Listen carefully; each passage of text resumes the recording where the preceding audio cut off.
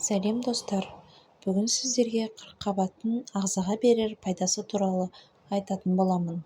Видеоны бастамас бұрын каналға тіркеліп, видеоға лайк басып, видеоны соңына дейін көріңіздер.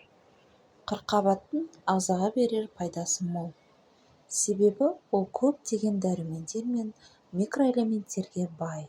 Бірақ қырыққабаттың пайдалы қасиеттері мұнымен аяқталмайды. Кейбір ғылыми зерттеулерге сәйкес, қырыққабат қатерлі ісіктен қорғауға қабілетті.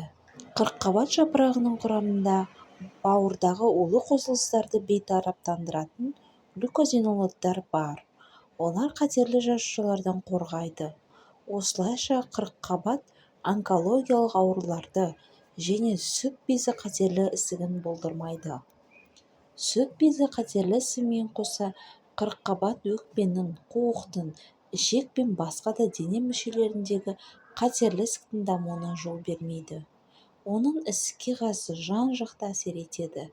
Сонымен қатар қырыққабат тұтастай асқазан ішек жолына пайдалы. Хеликобактер бактерияларын басу қабілетінің арқасында қырыққабат асқазандағы жара мен қатерлі ісіктен қорғайды.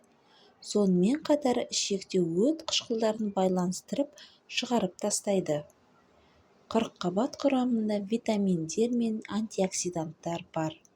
100 грамм қырыққабатта К және С витаминдерінің күнделікті нормасы. Әйелдер үшін пайдасы мол.